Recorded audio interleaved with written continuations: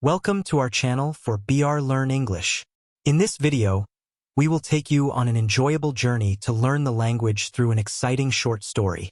Together, we will explore the basic vocabulary and sentences that will help you improve your English skills effectively and enjoyably. Sit back and get ready to immerse yourself in the world of English with our exciting story today. Don't forget to like the video and subscribe to the channel to receive all our updates. Let's get started. When I go into a bank, I get rattled. The clerks rattle me. The wickets rattle me. The sight of the money rattles me. Everything rattles me. The moment I cross the threshold of a bank and attempt to transact business there, I become an irresponsible idiot. I knew this beforehand, but my salary had been raised to $50 a month and I felt that the bank was the only place for it. So I shambled in and looked timidly round at the clerks. I had an idea that a person about to open an account must needs consult the manager. I went up to a wicket marked accountant. The accountant was a tall, cool devil. The very sight of him rattled me. My voice was sepulchral. "Can I see the manager?" I said, and added solemnly, "Alone." I don't know why I said alone. "Certainly," said the accountant and fetched him. The manager was a grave, calm man. I held my $56 clutched in a crumpled ball in my pocket. "Are you the manager?" I said. God knows I didn't doubt it. "Yes," he said. "Can I see you?" I asked. "Alone." I didn't want to say alone again, but without it the thing seemed self-evident. The manager looked at me in some alarm. He felt that I had an awful secret to reveal. "Come in here," he said, and led the way to a private room. He turned the key in the lock. "We are safe from interruption here," he said. "Sit down." We both sat down and looked at each other. I found no voice to speak. "You are one of Pinkerton's men, I presume," he said.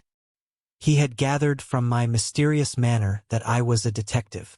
I knew what he was thinking, and it made me worse. "No, not from Pinkerton's," I said, seeming to imply that I came from a rival agency. "To tell the truth," I went on, as if I had been prompted to lie about it, "I am not a detective at all. I have come to open an account. I intend to keep all my money in this bank." The manager looked relieved but still serious. He concluded now that I was a son of Baron Rothschild or a young Gould. "A large account, I suppose," he said. "Fairly large," I whispered. "I propose to deposit $56 now and $50 a month regularly." The manager got up and opened the door. He called to the accountant. "Mr. Montgomery," he said unkindly loud, "this gentleman is opening an account. He will deposit $56. Good morning." I rose. A big iron door stood open at the side of the room. "Good morning," I said, and stepped into the safe. "Come out," said the manager coldly, and showed me the other way. I went up to the accountant's wicket and poked the ball of money at him with a quick convulsive movement as if I were doing a conjuring trick. My face was ghastly pale. "Here," I said. "Deposit it." The tone of the words seemed to mean, "Let us do this painful thing while the fit is on us." He took the money and gave it to another clerk. He made me write the sum on a slip and sign my name in a book. I no longer knew what I was doing. The bank swam before my eyes. "Is it deposited?"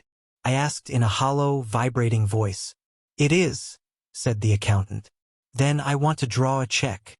My idea was to draw out $6 of it for present use. Someone gave me a checkbook through a wicket and someone else began telling me how to write it out. The people in the bank had the impression that I was an invalid millionaire. I wrote something on the check and thrust it in at the clerk. He looked at it. "What? Are you drawing it all out again?" he asked in surprise. Then I realized that I had written 56 instead of 6. I was too far gone to reason now. I had a feeling that it was impossible to explain the thing. All the clerks had stopped writing to look at me. Reckless with misery, I made a plunge. "Yes, the whole thing. You withdraw your money from the bank? Every cent of it. Are you not going to deposit any more?" said the clerk, astonished. "Never." An idiot hope struck me that they might think something had insulted me while I was writing the check and that I had changed my mind. I made a wretched attempt to look like a man with a fearfully quick temper. The clerk prepared to pay the money. "How will you have it?" he said. "What? How will you have it?" "Oh." I caught his meaning and answered without even trying to think. "In 50s. He gave me a $50 bill. "And the 6? He asked dryly. "In 6s, I said. He gave it me and I rushed out.